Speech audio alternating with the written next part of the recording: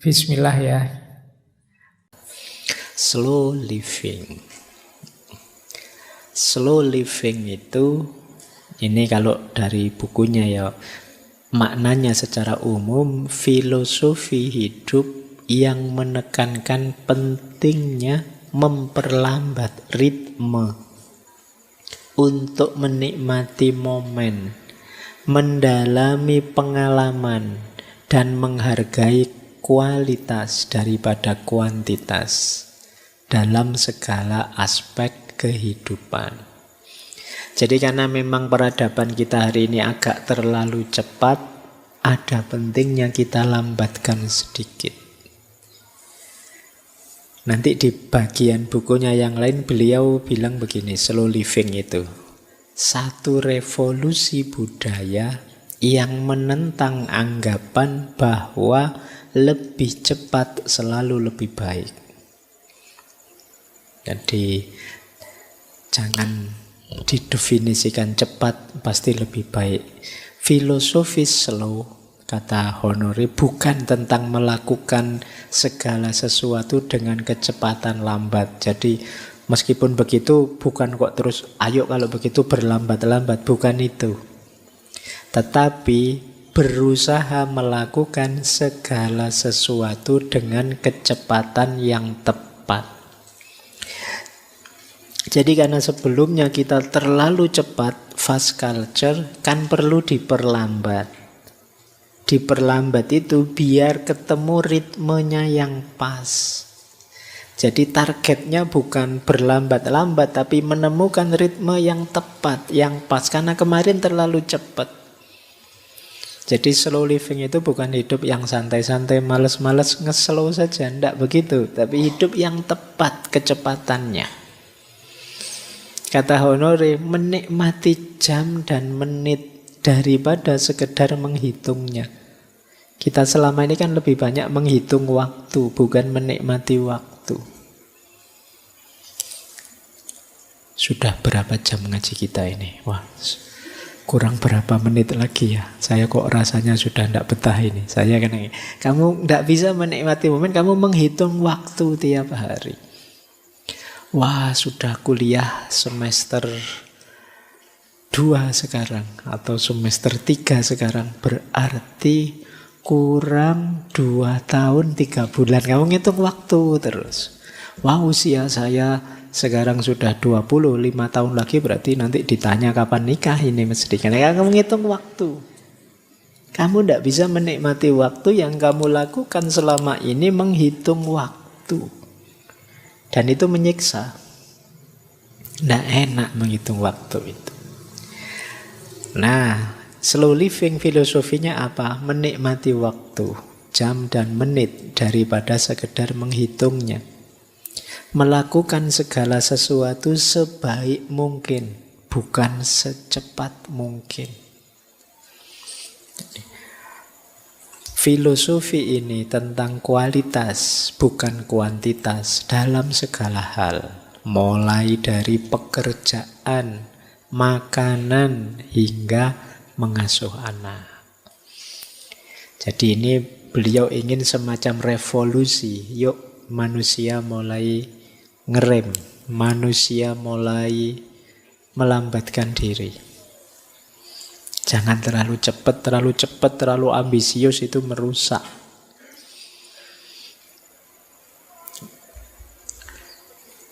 Nah, maka kalau kita rumuskan lagi ya, mari kita luruskan ada beberapa miskonsepsi, awas keliru. Yang pertama, slow living bukan berarti malas. Awas keliru ya, karena kadang-kadang kalian memaknai slow pak, makanya saya tidak lulus kuliah sampai semester 14, tidak apa-apa pak, saya slow prinsipnya pak, bukan itu. Jadi slow itu lebih hidup efektif, mengalokasikan waktu untuk hal yang memang fokus, yang memang prioritas, yang memang cocok.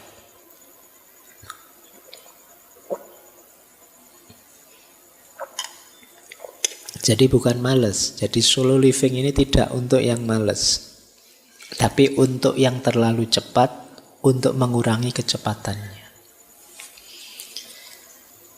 Ya meskipun ada yang bilang, tapi males itu kadang-kadang penting loh Pak. Nah, ya. Ada satu buku yang menjelaskan begini, alhamdulillah masih ada orang males. Paling tidak ada orang yang tidak ikut menyumbang kekacauan dan kerusakan di muka bumi. Iya, kemarin kan kita belajar ekologi bulan lalu itu betapa agresifnya manusia karena ambisinya, cita-citanya, keinginannya terus bikin kerusakan ini, kerusakan itu. Nah, paling tidak orang males itu tidak ikut andil merusak dunia ini. Wong dia ndak ngapa-ngapain kok. Itu jasanya paling ndak itu ya. Oke. Meskipun jangan kamu pakai alasan, nanti ini dipakai alasan, Pak. Saya males itu ya mending, Pak. Saya ndak ikut andil ngerusak gitu. Oke, jadi slow living bukan berarti malas. Yang kedua, slow living bukan berarti menunda. Waktunya kerja ya kerja saja, tapi ngerti ritmenya. Jangan tergesa-gesa, juga jangan ditunda. Kalau memang sudah waktunya action, action.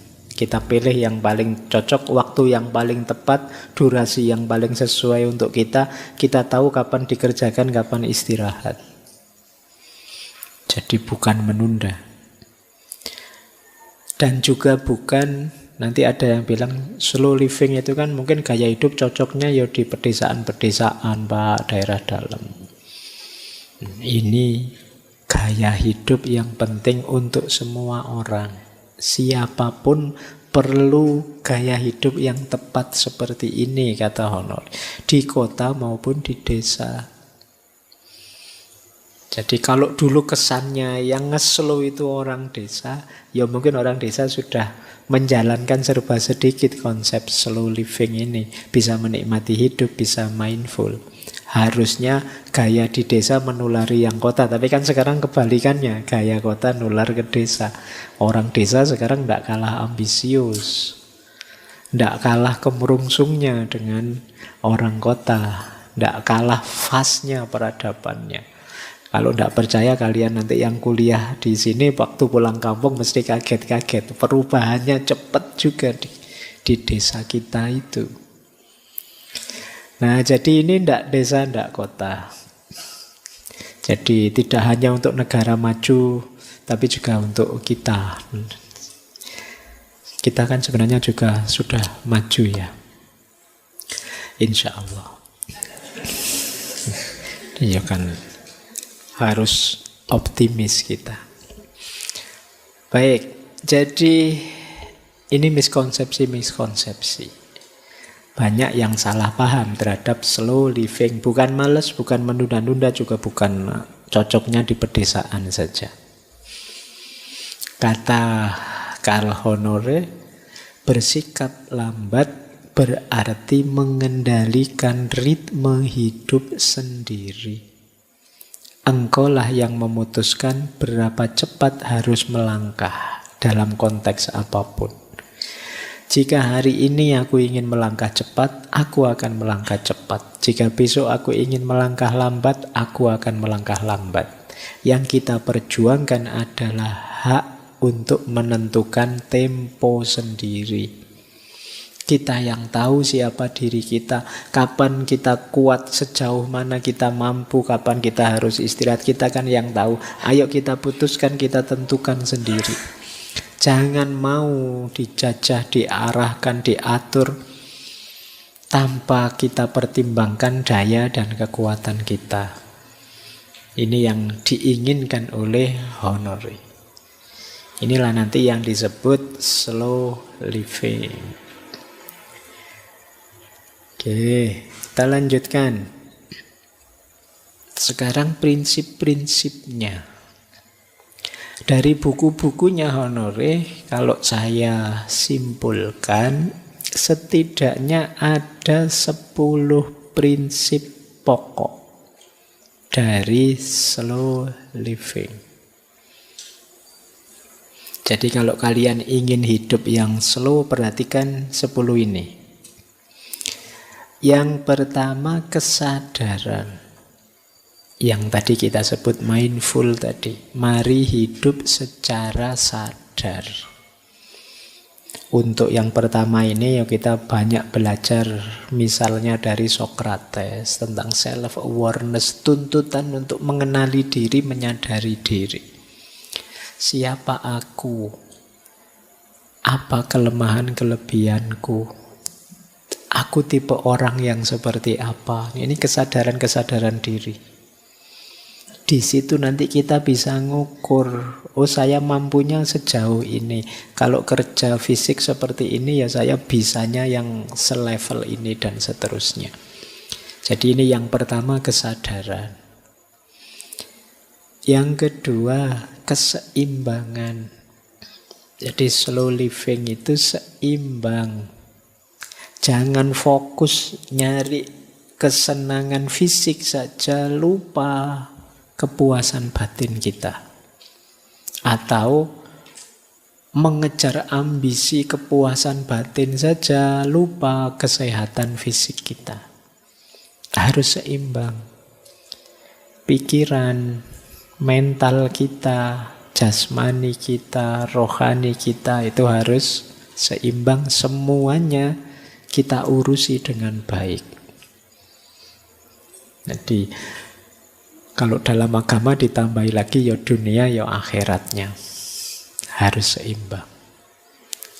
Ini kunci kedua. Jadi kalian merasa, Pak, saya ritmenya tepat, Pak, tapi kamu yang diurusi hanya urusan kesenangan materi saja, ya masih belum seimbang. Prinsip kedua, keseimbangan. Kemudian prinsip ketiga, kualitas di atas kuantitas. Awas jangan keliru, kuantitas itu untuk mendukung kualitas. Jadi jangan fokus di kuantitasnya, tapi fokus di kualitasnya. Kadang-kadang kita beraktivitas sebentar tapi dalam itu lebih berkualitas daripada banyak tapi dangkal. Yang tadi banyak contohnya ya. Jadi bagaimana ketika terlalu fokus pada kuantitas kita mengabaikan kualitas. Lebih melihat yang konkret-konkret, lupa bahwa ada yang di-upgrade kualitasnya. Kemudian menghargai proses bukan hanya hasil. Ya tadi rumusnya tadi ya sudah saya sebut. Apa-apa itu ya ada prosesnya, tidak ada yang instan. Kali yang ini apa saja ada prosesnya. Apapun itu, kuliahkah, belajarkah, menikahkah, hidup bermasyarakatkah, ada prosesnya. Mungkin kalian kemarin kaget misalnya baru dari kampung masuk ke Jogja, selama ini hidup di rumah saja sih, tidak pernah bermasyarakat, yang bermasyarakat orang tuamu. Sekarang kamu mandiri harus bermasyarakat sendiri. Itu mungkin ya kaget. Tapi ada proses.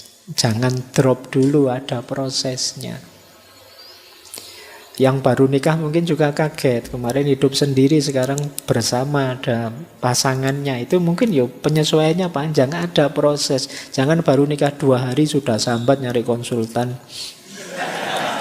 Belum. Yang membayangkan sakinah mawaddah warohmah ya tidak bisa instan. Ada prosesnya. Beradaptasi dulu, sering menyesuaikan dulu. Apa-apa ada prosesnya. Jadi itu prinsipnya slow living. Jadi ayo kalian bisalah menikmati proses, tidak sekedar mencapai hasil. Kalau kalian bisa menikmati proses, insya Allah hasilnya bisa tercapai. Tapi kalau kalian tidak sabar mengikuti proses, kemungkinan hasilnya juga tidak bisa kalian raih. Kemudian tadi ya, ada ritme alami. Pahami ritme hidupmu. Memang yang awal tadi kesadaran jadi kuncinya. Jadi jangan lupa kita ini ada ritmenya.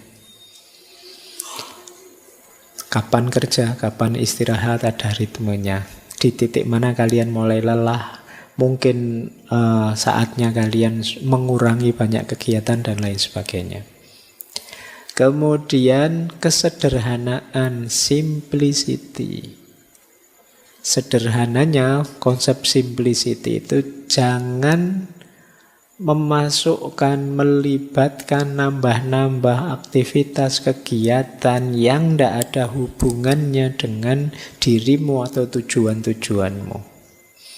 Kadang-kadang kita itu nyari masalah sehingga hidup kita jadi kompleks, jadi ruwet.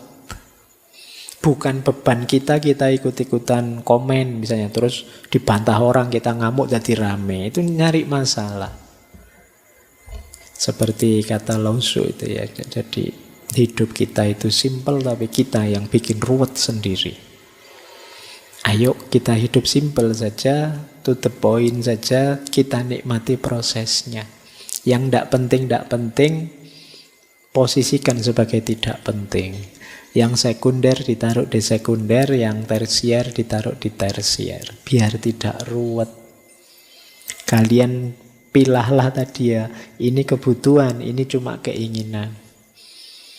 Jadi yang kebutuhan diutamakan, yang keinginan kalau bisa dipenuhi ya dipenuhi. Ini kayak kita waktu belajar Epikuros di minggu pertama bulan ini.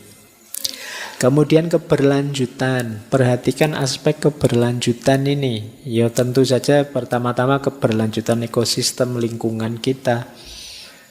Kemudian perhatikan juga keberlanjutan kita, kesehatan kita, dan seterusnya. Kemudian ada prinsip lagi, mari kita bisa mengontrol waktu, bukan dikontrol oleh waktu. Kita subjeknya, waktu objeknya. Hari ini kita sering kebalik, kita dikontrol oleh waktu. Kayak tadi loh, kita dikontrol oleh schedule. Kemudian fleksibel, luwes saja, jangan kaku. Kemarin Pak saya begini, tapi sekarang kok tidak mungkin lagi ya Pak, karena ya sudah diganti saja. Kan tidak apa-apa. Fleksibel saja. Jangan terlalu kaku, karena ada orang yang terlalu kaku dengan jadwalnya, rutinitasnya, dan lain sebagainya. Ya diadaptasi saja, disesuaikan. Tidak masalah. Kemudian hargai individualitas. Menghargai individualitas itu setiap orang beda-beda. Mungkin kalau kalian kuatnya baca buku ya 30 menit, setelah itu tidur. Nah, kalau temanmu dia bisa berjam-jam baca buku, ini namanya individualitas. Temanmu yang sana dia tahan kerja, melakukan apa ini itu seharian tidak pakai tidur siang. Tapi kalau kamu kan biasa tidur siang misalnya ini. Ini namanya individualitas. Masing-masing orang beda-beda. Kamu juga tidak harus membandingkan dirimu dengan orang lain. Wah, teman saya seharian baca buku terus, malu saya juga mau seharian baca buku. Nanti kamu stres karepmu dhewe nanti. Jangan-jangan kamu baru baca buku dapat 2 lembar sudah menguap terus tidur. Tiap orang beda-beda. Hargai individualitas dirimu dan individualitas orang lain. Inilah slow living. Kata beliau, manfaat besar dari memperlambat langkah adalah mendapatkan kembali waktu dan ketenangan untuk membuat koneksi yang bermakna, baik dengan orang lain, dengan budaya, dengan pekerjaan, dengan alam, dengan tubuh, dan dengan pikiran kita sendiri. Jadi kalau kita agak slow down, kita agak memperlambat sedikit, kita lebih tenang. Kemudian kita sekarang dapat waktu untuk lebih intim, lebih intens membangun kebersamaan dengan orang lain dan juga lingkungan sekeliling kita dan juga dengan diri kita sendiri. Beliau melanjutkan, para pemikir terhebat sepanjang sejarah pasti tahu pentingnya mengubah pikiran ke kecepatan rendah. Jadi orang-orang besar itu pasti ngerti pentingnya slow living ini. Buktinya apa? Misalnya Charles Darwin menggambarkan dirinya sebagai pemikir yang lambat. Einstein terkenal karena suka nongkrong, saya bilang tadi kayak ngelamun berjam-jam menatap angkasa di kantornya di Universitas Princeton. Jadi orang-orang besar itu pasti kunci keberhasilan mereka adalah mereka bisa hidup dengan ritme yang tepat sesuai diri mereka masing-masing. Nah, kelemahan kita diburu-buru oleh fast culture tadi. Ini pentingnya sekarang kita belajar untuk memperlambat ritme. Oke, baik. Semoga sudah bisa ditangkap ya maksudnya slow living. Setelah ini kita belajar 3 gaya hidup yang banyak dijelaskan oleh Carl Honore tentang slow living. Yang pertama slow food, yang kedua slow traveling, dan yang ketiga slow parenting. Kita awali dari slow food. Seperti apa sih slow food? Tadi kan ada kritik pada fast food. Apa sih pesan dari gerakan slow food? Yang pertama jelas ya, melawan budaya fast food. Kalau fast food, makanan itu hanya dilihat jadi bahan bakarnya tubuh. Jadi hanya melihat itu. Kemudian ya biasanya makanan olahan, nutrisinya kurang, cara makannya tergesa-gesa dan lain sebagainya. Namanya fast food yang makannya mungkin tergesa-gesa. Biar cepat habis terus melakukan pekerjaan yang lain. Sementara slow food mendorong kita untuk menikmati makanan sebagai ritual yang penuh perhatian, melibatkan bahan yang berkualitas, waktu memasak dinikmati, dan kebersamaan dalam menyantapnya. Nah, ini mungkin tadi ya banyak diinspirasi di desa-desa itu kan lebih slow food. Kemudian menghargai proses memasak. Kalau di peradaban modern banyak orang mencari cara cepat masak atau tidak usah masak sama sekali, eman-eman waktunya. Tapi slow food ini menganggap proses masak itu penting. Penting meluangkan waktu untuk masak sendiri bahan-bahan segar yang dibeli sendiri. Dan memasak itu pengalaman berharga, tidak sekedar tugas, tidak sekedar kewajiban. Kalau teman-teman sudah bisa menikmati momen indahnya memasak, nah ini kalian sudah mulai masuk ke ranah slow food. Yo, tidak laki-laki, tidak perempuan. Sekarang kan banyak malah yang cowok-cowok yang juga chef ya. Saya tidak tahu kalian apa bisa masak apa enggak. Tapi biasanya kalau kalian masak sendiri, itu rasanya seperti apapun, ayo saja dimakan. Sudah terlanjur dimasak. Itu nikmatnya orang masak sendiri. Saya ngalami dulu di pondok itu begitu, bisa rasanya kayak opo, anunya kayak opo, dimakan saja. Dan indah kebersamaannya, proses masaknya, dan lain sebagainya. Yang ketiga, slow food itu punya visi tadi ya, bahan makan yang lokal dan berkelanjutan. Kalau fast food itu bahan-bahan yang diproduksi massal yang kadang-kadang dampaknya buruk pada lingkungan dan juga efeknya untuk industri lokal. Kalau slow food bahannya lokal, organik, musiman, sesuai musimnya. Sehingga rasanya, kualitasnya itu dijamin. Juga mendukung petani-petani dan produsen lokal. Slow food menikmati makanan dengan perlahan-lahan, mengunyah dengan penuh perhatian, menikmati rasa dan aroma. Kalau fast food cepat yang penting. Kalau fast food, makanan itu individual, sifatnya isolatif. Kalau individual itu maksudnya orang lebih makan sendiri-sendiri. Kalau slow food itu makan bisa jadi sarana mempererat hubungan sosial. Jadi bareng-bareng.